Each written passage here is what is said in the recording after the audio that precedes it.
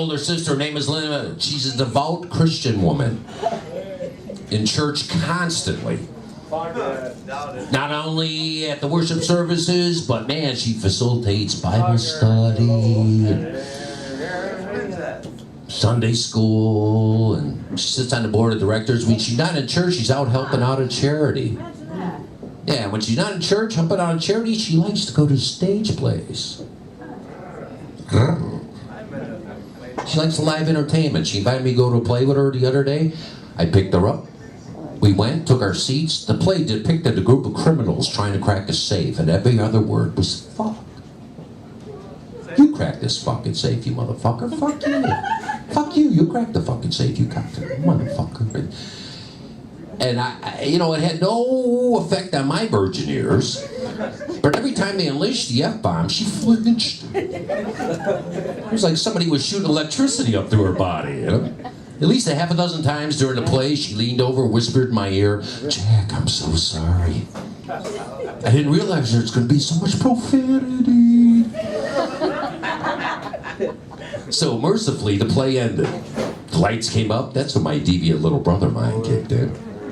Figured I'd have some fun with this, walk back to the car. I was in total silence, feigning my disgust. We get in the car. She says, "Jack, I'm sorry. I didn't realize there was going to be so much foul language. What do you want to do now?" I said, "Well, Lynn, let's get the fuck out of here." And as we're driving, I said, "Lynn, I didn't realize you had such a dark side. I'm going to take you to a stage play next week. It's called Oklahoma.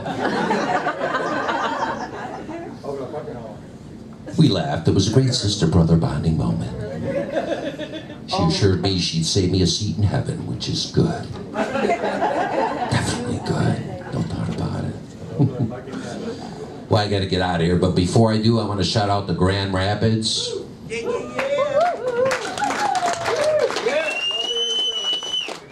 Right on. But I experienced my first senior moment. Thank you. Senior moment, loosely defined, as an excuse an older guy like me can use when I screw up. Kind of like that. Fuck yeah. Fuck yes. Yeah. I can pull it off. I'm an older guy, But I've been waiting for an opportunity to play that card. Finally occurred. Last Wednesday, I finished my workout up at the YMCA, took a shower, now I'm out in the common area, kind of toweling off. Write it down. Oh, baby. I know that's an over-the-top visual for you, sweetheart. No, I'm toweling off. I look over, who's standing there? My doctor. Naked as a jaybird. South Carolina. Yeah. Gamecock. We're exchanging glances.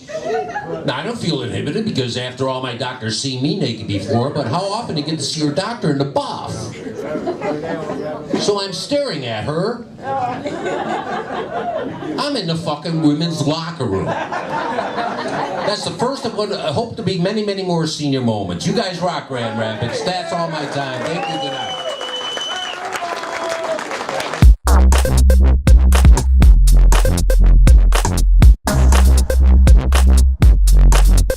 I am from Iowa, but a few years ago, I did get my passport and I immigrated to a completely different country. It was my first time outside the United States. I immigrated to a place called California. Yeah. You've heard of it? Yes. Yeah, got my passport, And I learned that, I don't know if you guys have these stereotypes about us Iowans, but they do. My beautician, actually, I had a beautician. She said this to me, "Oh, you're from Iowa. Isn't that like south of here?" How can Iowa be south of LA? I want to see her draw a map.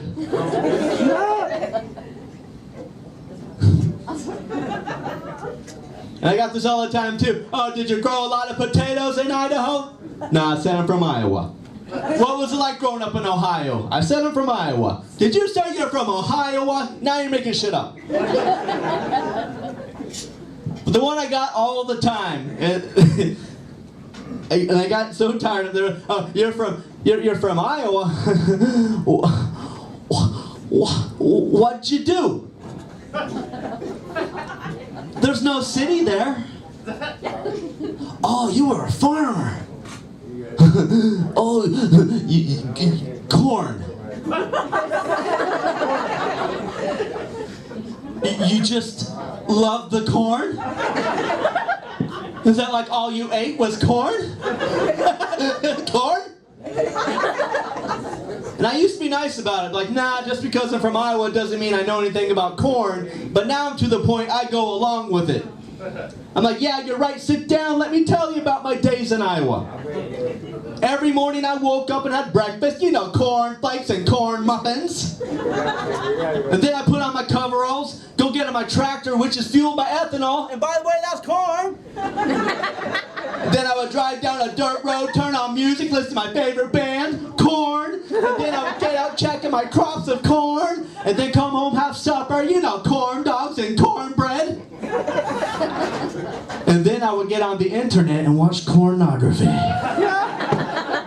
Oh yeah, all night long, just butter my cob. Spray cream corn everywhere. You know what I'm saying, Grand Rapids? I have a fetish for cornholes. My next haircut's gonna be cornrows, and I'm gonna go home to my family and tell jokes that are just corny.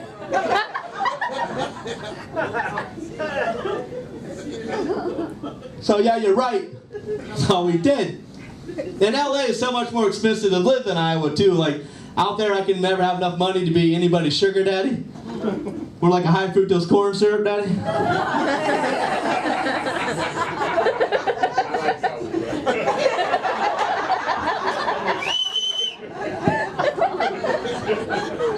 Cheap, sweet, and sticky.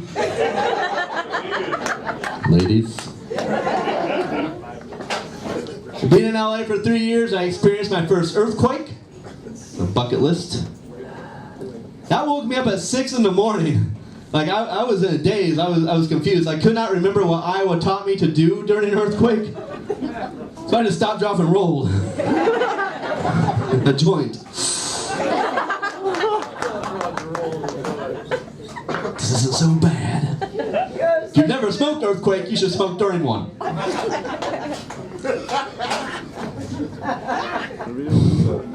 So I have an insecurity. Obviously, I'm a comedian. When I say I'm a comedian, that's not a cry for help. Just to verify that. I feel like my nose is a little bit crooked, kind of like a beak. Like, rant, don't feed the birds. Can you guys see that? Rant, Andy's a cracker. Welcome to the Rainforest Cafe. Rant. Discord. What's that? Discord. Discord? That joke's over. I'm talking about my nose. My nose is a bit crooked like a beak. Which, I mean, I am kind of bird-like. That's probably why I like my women colorful, free-spirited, willing to regurgitate food in my mouth. Here's the thing. I have a deviated septum, so I sniffle too much, right? I can do that all the time. Which can be good. Like, if I'm bragging to a chick, like, yeah, I work out at the gym every day. But it can be bad, too. If I'm talking to someone and she's with her kid, I'm like, oh, is this your little niece? She is precious. Need a babysitter? So I'm a lefty, just like my dad. When I was 9, he left me.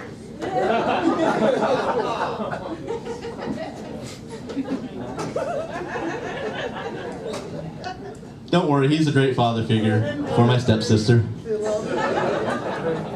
It's a good guy.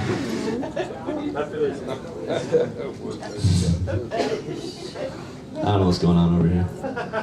Are you the one that was telling me to talk about corn? No. Okay. We'll talk about corn after. That's a weird conversation to have. Yeah.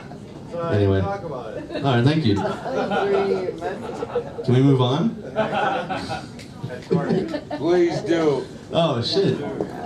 So I'm a false alarm. A lot of people's gaydar. You'll see Cor later. You're shaking your head, yes. But it's weird because, like, even my friends assume I'm gay. I'm at a party, a cast party. I did theater, and my friend was like, "Hey, Andy, what's your arm doing around Kristen? Oh, that's your girlfriend? We all thought you were gay." This is true. Later on, I saw him take money from people. I'm like, but you bet on that? Took money from my girlfriend? Like, you bet on that? I bet on it. But people ask me though, Andy, does that offend you when people assume you're gay? No, guys, it means I look financially stable, well-dressed, and I know what I'm doing. That's a compliment, thank you. But I'm not a fan of the term gay wedding, because to me a wedding's a wedding, all right? A guy and a girl's wedding, guy and a guy wedding, you know, the guy and his sister's wedding in Michigan, whatever. We don't say things like, hey, did you hear about the gay car wreck? Oh, the drivers were gay. This Fiat got hit in the rear out of Detroit. No injuries, though, except for a burn from a spilled latte, 1%, no whiplash. I heard out on the radio here, it said, come on down to the bridal shop and let's start pre-planning your wedding. Guys, what the hell is pre-planning? That's just planning. Because if there's pre-planning, there's post-planning. Which would be like, well, now that the wedding's over, let's talk about what we should have done. It's post-planning.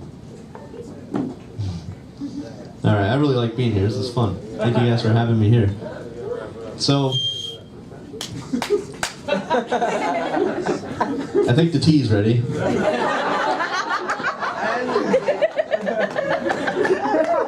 That reminded me, the other day I actually told a kid at Walmart to shut up. That sounded a lot like it. Because the kid was like, I said, shut up! And her mom was like, do not tell our kid to shut up. I'm like, can you please pour the tea? The kettle's going off. Mr. and Mrs. Kettle. Assuming that's their name. So I did live in LA. Had an apartment with a hot tub. And my roommate was 73. Yeah, I used to think a hot tub was like a luxurious thing until people started jumping in wearing their street clothes. This is true. I'm sitting in the hot tub buttering my cob. And next thing I know, this family of 10 just start jumping in wearing street clothes. Like, why are they just like spur of the moment people? Like, oh shit, we have a hot tub out. There's no time to waste. Let's get in now. No, leave the tuxedo on. At first I was like, hey, are they having a party? Guys, they weren't having a party. They were doing their laundry.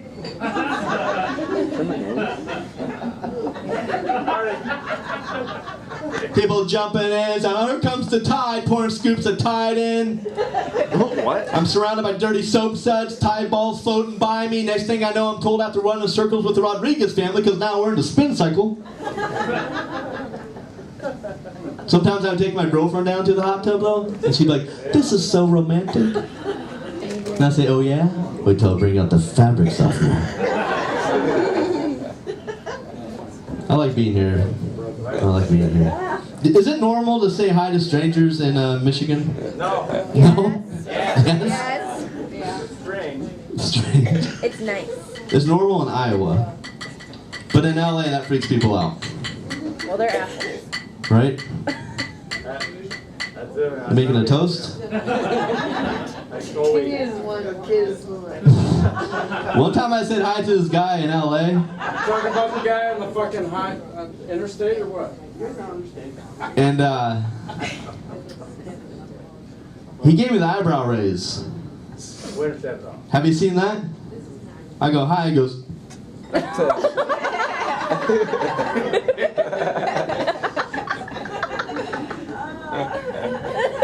Like, I don't know if he thought I was accusing him of being high. Like, no, I'm not. Like, some kind of code, like, eagle lands at midnight. Another time I said hi to a guy, I got the double eyebrow raise. I don't know, do you guys do that here? I go, hi, he goes. Yeah, I didn't know what to do, so I gave him back a double sniffle, like,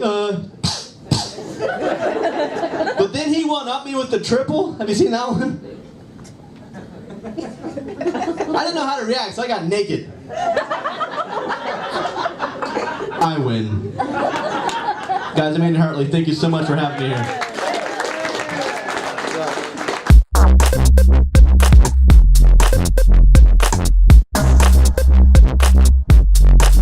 I used to work downtown at a place called the Old Courthouse, and I used to walk down there all the time, and a day after one of my shifts, there was a drive-by at exactly the time that I walked by, and I was like, holy shit. If I had died, that would have been the saddest thing ever. Not because I'm dying, but because I was volunteering at the National Park Service. That is the least cool way to go. Like that's, I was just doing something for my community in the parks. It feels great. Gun down. Like that's a pretty weak way to, I don't know. I'd rather fall out of a plane or something. Like, I don't know why that's my idea of badass death. That's what it is. I actually also I lived this summer in LA, and I will be returning there at some point. I do love LA, but LA is very, very weird.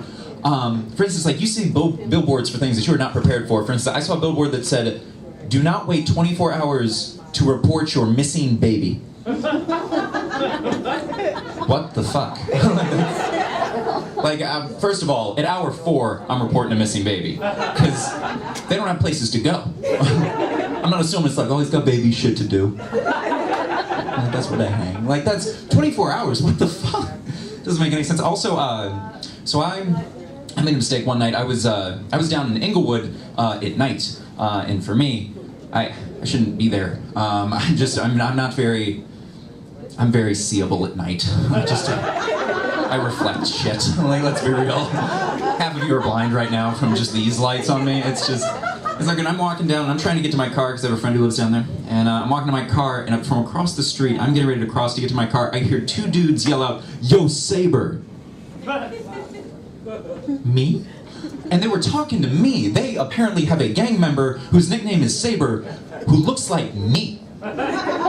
Oh, he does the accounting for the gang. Like, that's not I mean, come on. What the fuck's happening there? LA was fun. LA was different.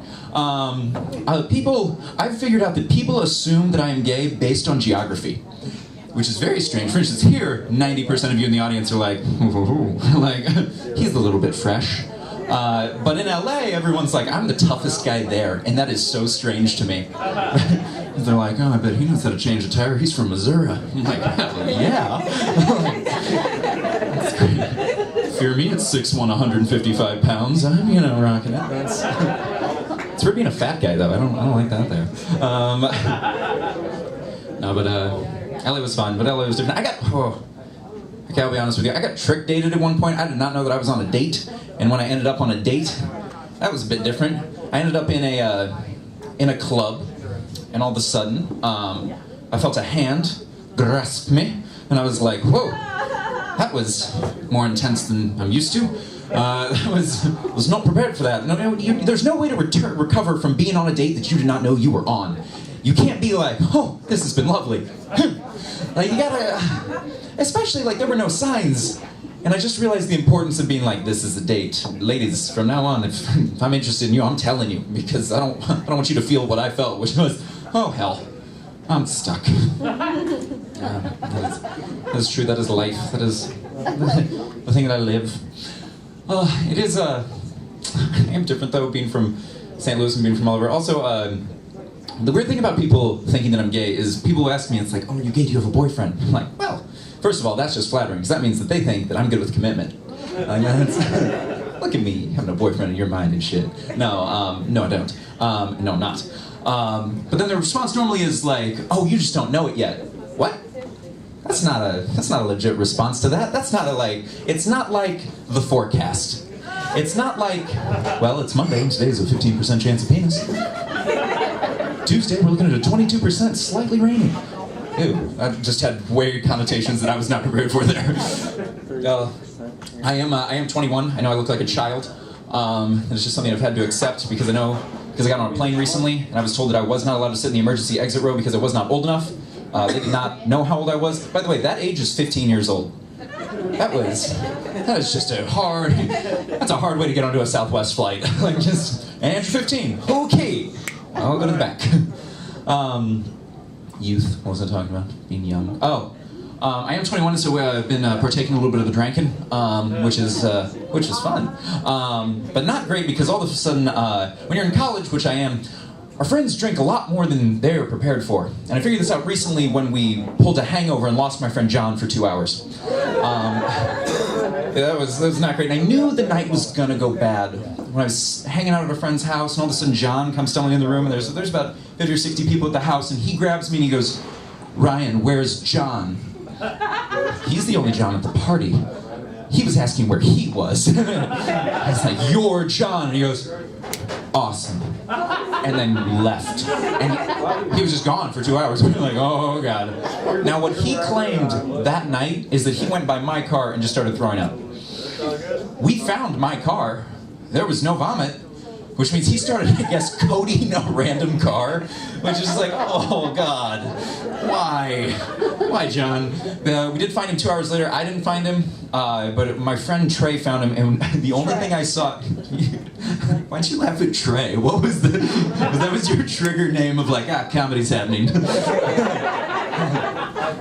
Like, that's a silly name. Like, I'm just gonna give other people like Morty and Trish. Like, we'll just giving you funny names. No, and he was curled up, hunched in the back of his car. He looked like social services was taking him home. Like,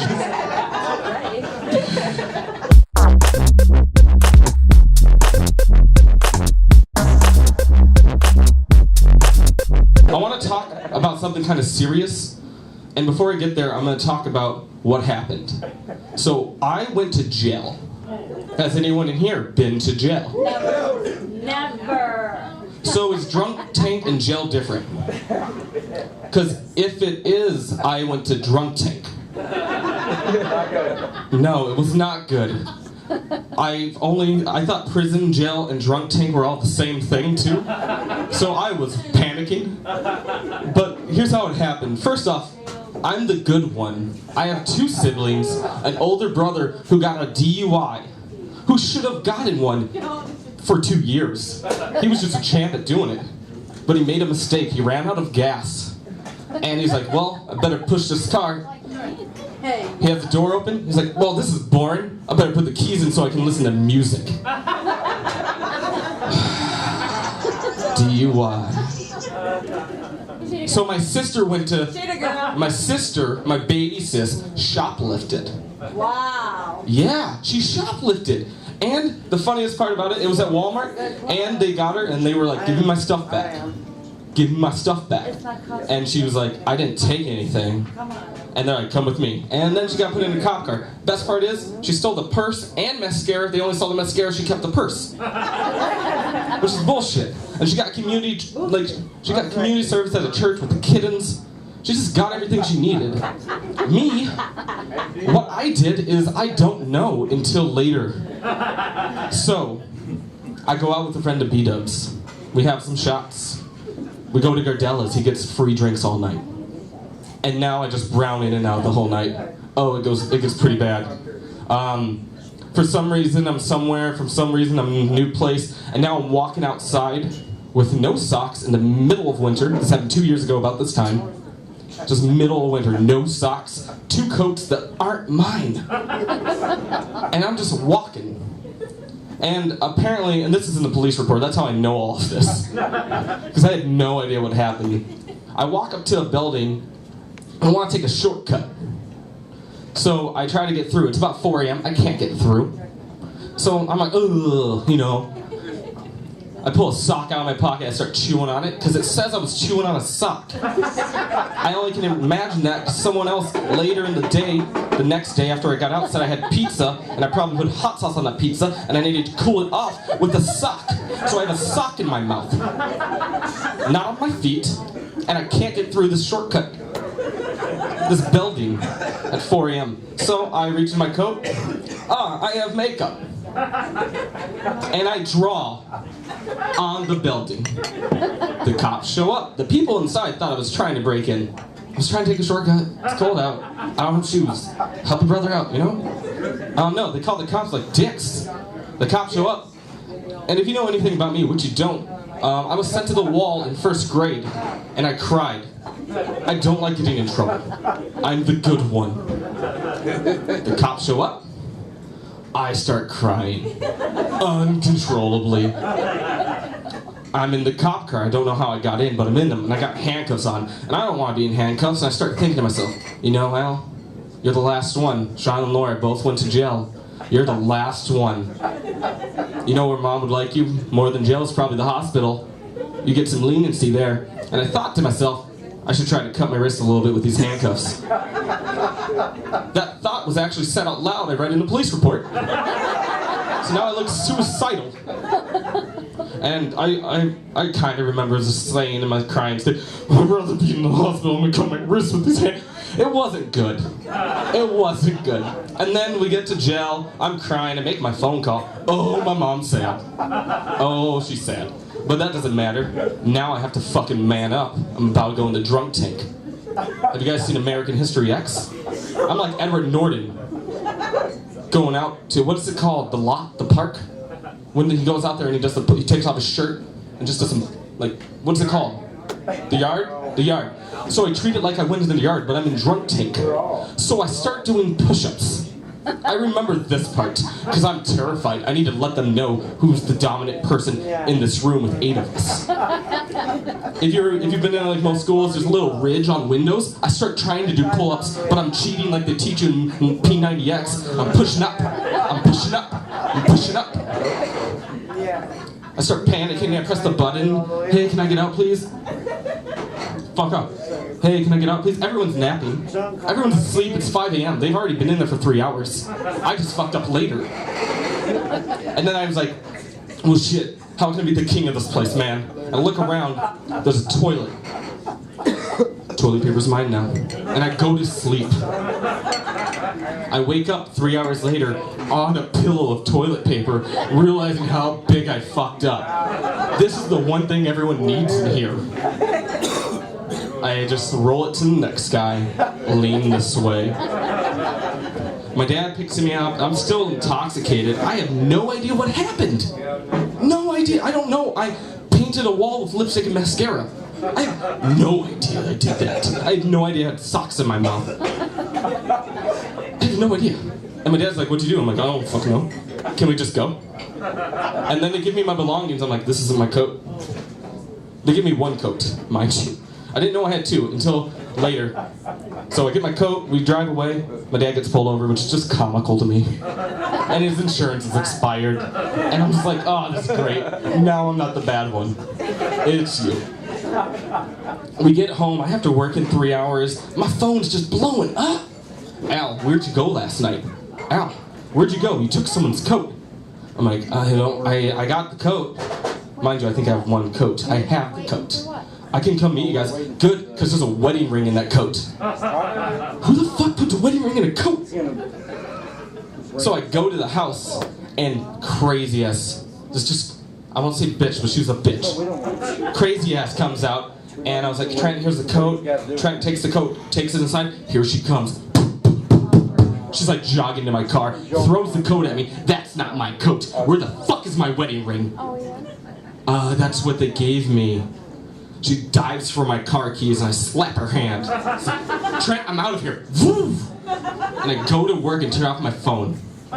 Turns out they called the police department. They have the coat. They just didn't give me both. I don't know why. Probably because it was a girl's coat with a wedding ring in it and some makeup that I used to draw on a wall. And that's the story of how I went to jail. I drew on a wall. My sister shoplifted. My brother got a DUI and I drew on a wall.